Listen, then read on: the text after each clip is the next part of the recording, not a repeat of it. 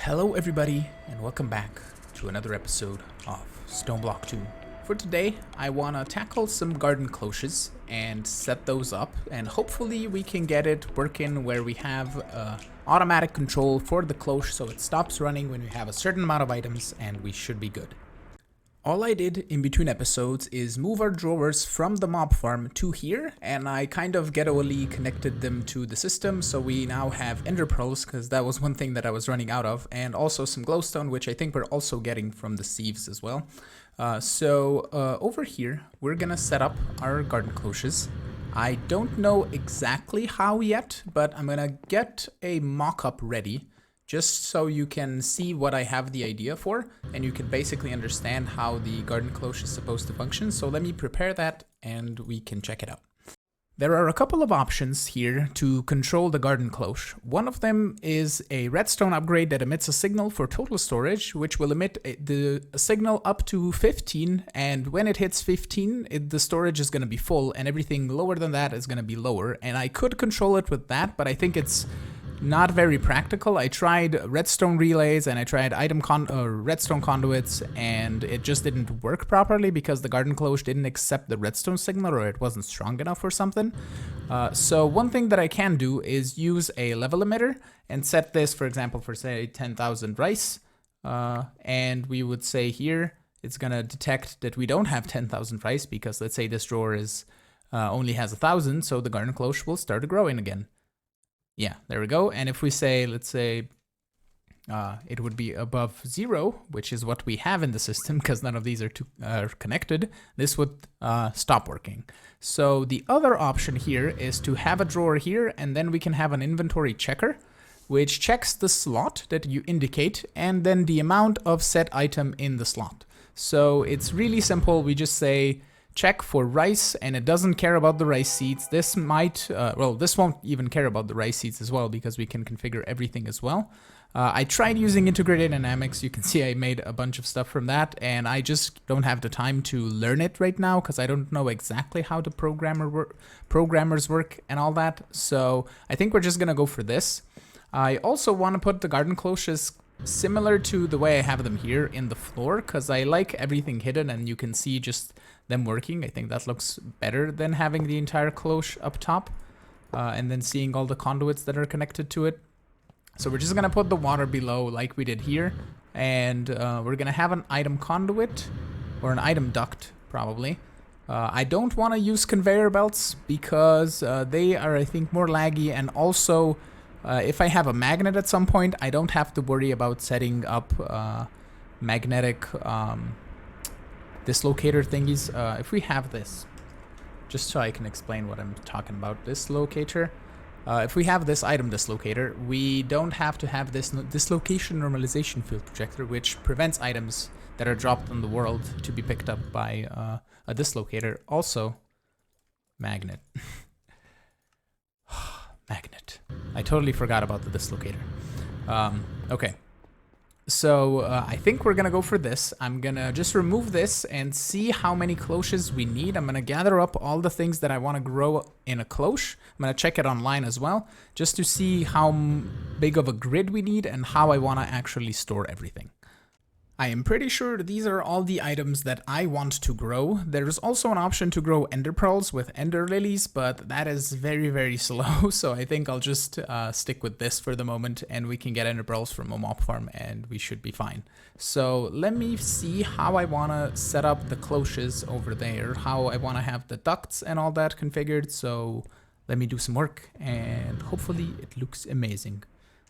I decided to go with uranium sheet metal and steel scaffolding, as I've been doing everywhere else, because I think it looks very, very cool. And we have 3 item ducts in between each of the drawers and the cloche. Everything is configured in here. I don't have water currently, nor do I have power, as you can see. I need to set up some wooden posts, and we can do 2, 4, 6, we have 7 cloches. So we can do the middle 3 and 1 post, and the outside 2 on the other post. And we can then bring the power from somewhere. I could, actually, now that I think about it, I could set up probably just in the middle a culinary generator, and that could power everything. And we use, let's say, carrots or potatoes or something. And if we give the coordinate generator enough upgrades, it should make enough power for anything that we're doing here. That might actually be cool, because then I can just connect it up really nicely. Okay, that's a cool idea. So I need to go underneath. I have dug out the basement. I need to go underneath each drawer and punch out the hole. I need to set up the inventory scanner. I also am gonna need space for a storage drawer, or for a storage bus. So I don't know exactly how I want to do that just yet. I just realized, because I can't go above and have a storage bus on top. That might not work. I don't know if I can use phantom faces to read from the inventory thingy. We might be able to try that. Hold on. Let's get a phantom face real fast. Phantom face. I should have the phantom connector in here. Yep. And I do have the inventory checker on me. Do I have any redstone? I do not. So let's grab just some redstone. And let's see if this works. Okay, it definitely works. We have the phantom face inventory checker. It's set to 800 sugarcane, and this has like 8,000, so it is working. And if I set it up to something over 8,000, which would be, let's say, 80,000, it doesn't give a signal. So we can just put the inventory checker scanner thingy. We can just do this. Grab a stone. We're gonna put you here. Inventory scanner. And then a phantom face, whoops, right here. And then we can just flip this inventory scanner by 180, set it up for sugarcane. And we can say, how much do we want? 10,000, I think sounds good. So we're gonna say slot 0, yeah, that's fine. And phantom face needs to be connected to this guy. And then we have a spot underneath where we can put, let's say, trim and then a drawer controller. And hopefully we can get everything onto a single one. I think it might be able to see all of those. If not, we're going to use a couple. But I think this should work. So I need to give the, oh yeah, I need the cloche to have water too. I could do a phantom, not a phantom face. I could do just a facade here in the back. And if we grab ourselves a bag in which I have my fluid conduits, we can do just this and this, and then run the cable like this, and then up top here, and then like this. I could even use a conduit, a redstone conduit, and let's do this. Yeah, that might be better. We're gonna do that. We're gonna run the conduits down here to all of the cloches, and then for the scanner, we're gonna put it right here. And my inventory is an utter mess. I'm gonna put you here. We're gonna say 10,000 sugarcane. I think slot 0 will work. And then in redstone conduit going to there, and hopefully that works. I might have to test it out to see if the cloche will stop, but if not, we're just gonna run the conduits in the back, as I said, like now, and that should be pretty cool. I managed to get everything working here. I just used it on here. This guy's running out of power currently, but I got it actually functionally working. This red alloy wire is my savior because nothing just doesn't want the cloche, just like, I don't read redstone. I don't read how you input power into this, because I tried all of the different things for redstone, but phantom face, inventory checker, 10,000 sugarcane, this works. The cloche will produce it as soon as I give it power. I can, for now, actually, just go here. This should be right here. So if we go like this, I don't have more wire. That's why I needed some more creosote. I have some buckets here. Let's just do this together. I'm gonna grab 5 total buckets. And then I need MV wire, and I need this guy. Insulated wire. I was out of it. I need an automatic way of making this because it requires individual buckets, and I don't think the full tank worked, if I recall. And I have, I think, 6 more wires, so that should be plenty of wire for what we need today. So if we go here to here, we can link up, and if we go here and here, nice. Okay, So that's fine. Let's just give you power just for testing purposes. And we can, we're gonna wire this guy up anyway. But I don't know if I'll put it right here. I might just put it underground because maybe I can put another post here and then have everything looking better, I think. Actually, you know what? Each of the culinary generators is gonna make, I think, 40 RF. So each one of these uses 8. So that's 16, 32. So we need 4, one culinary generator is gonna make 40, which is gonna be 32 and then another 8. So each one can run 5 total. So we are gonna need 3, or we can just do 4 culinary generators. So one here, one there, and one there should be fine, I think. Are these symmetrically set up? They're definitely not. So if I want to have this guy in the middle of those 3, this guy in the middle. Yeah, this one is wrongly placed. That's what was throwing me off. So we're gonna have one here, and then we can have a culinary generator right there, and one right here, and one right here, and one right here. And that should be fine. I have everything underneath set up, but not configured. I still need a couple of conduits and another sink to give the other cloches water. Then we're gonna just phantom face different items into different culinary generators. We can put one potato, one can be carrots, one can be wheat, and one, let's say, beetroot or rice or something. It doesn't really matter. We're gonna make infinite amounts of everything anyway, so we should be good.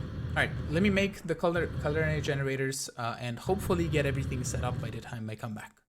I have everything complete, and currently we're not producing enough power. For some reason, I thought that each one of these makes 40, but it makes the amount of RF depending on what food you give it. And with one speed upgrade, this doubles it and makes 16 for one potato. And I have, did I not grab them? I have some other speed upgrades. We could even get into a resonator and get some more of the basic speed upgrades, but I have these ultimate ones. You know what? Let's get a resonator. Because we already have GP, so we can skip the whole manual mill process. So we're just gonna put you here, grab some gold, and do some of these. Just make a stack, and you do you. And then we're gonna need, for the speed upgrade, we're gonna need some of those, a redstone block, and that should be fine. So if we grab a couple of this, so that, and a redstone, like so. And firstly, I want to just upgrade this guy just so it works a bit faster, so we can get our upgrades a tiny bit faster. Let's grab another one. I don't know how much GP exactly is this using. Quite a bit. Oh, 40 GP. Yeah, there we go. That's, I think, on the verge of me not having enough for everything that I need. So we're just gonna grab 8 here, and then I'm gonna take these out, toss them inside, and grab another 8 of these, and see how much, how high we can go. I can easily make more watermills and set up more GP. That's not gonna be an issue. I just wanna see if we can make enough power with this. So let's add 4 each. So that's making 40. And then 4 here. And then another couple here. The rice makes the most, but it burns super duper fast. So I don't know if I'd rather use beetroot.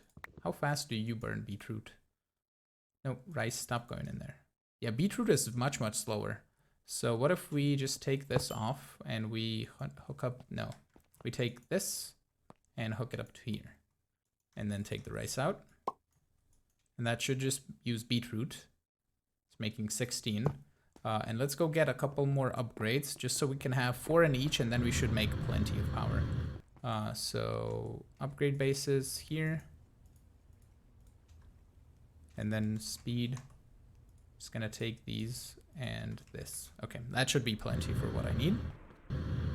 I also, if you probably noticed, I totally am used to it, but we have speed 4 now. Speed 4, speed 2. So I can run a lot faster around the base because I was running back and forth this entire time and it got quite tedious. But beetroots are gonna produce 40 RF, wheat 40, carrot 40, and this guy 40. So as soon as all of the cloches fill up with power, we should have enough to sustain what we need, because a total, I think 112 RF is what we're using here. So this should be plenty for what we need. And hopefully we're making everything fast enough that we don't have a loss of something. At least hopefully we have a net gain of everything. If not, we can come back next episode and set up some sort of something, whoops, some sort of something machine, possibly next to it, I guess, where we can craft ourselves a food item of some kind. We can also probably just do it underground and do a similar kind of hole like this. We can set up a couple machines where it takes something and crafts it into another better thing. We can probably make some sort of like veggie something, like veggie strip is corn, or it's any type of veggie, and curry ginger. Yeah, we can get something done. I don't know if we can get this specifically, but at least for now we can do quite a bit with this. If we need some more items to grow for a culinary delight that we would use in our culinary generators, but I think we should be fine. But if we need more, we can expand the cloches and set up more of them. But I think it's fine for now. And I'm just gonna watch it and see what happens with the power. Like the potatoes and the carrots are currently backlogging. And if it's using beetroots more than I'm making, I'm fine with that. Or wheat. Wheat I would probably want, and potatoes and carrots as well. If it really comes down to it, we can just set up a system underneath where it uses a little bit of rice, a little bit of beetroot or something, so it makes it a bit better in that term. But we'll see. We'll see. Currently, it's backlogging all of this, and as soon as this backlogs, this is probably going to backlog to a degree, because these are making 80. So one of these is going to be producing an over amount of items. So yeah, we'll see. Maybe we can set up just some garden cloches. You know what? We can do garden cloches underneath, specifically for making this. We can grow rice, probably, or just grow a system underneath. I've been rambling too much, but you get the idea of what I'm trying to say. Right now, I'm gonna go around here and set up another 3Y pathway so we can have everything connected. And I'm really liking how the base is turning out, because I don't have to care where I put things or if they're in line. This accidentally got in line, basically. So over here, the next thing that is going to happen is going to be in line with this, but it's not going to be in line with this, if that makes sense, because this thing is going to go away. And also this, and here we're going to have a 3Y pathway of basalt. So we can just have another pathway going all the way around. So I'm going to do that, and we'll be back to probably finish off the episode.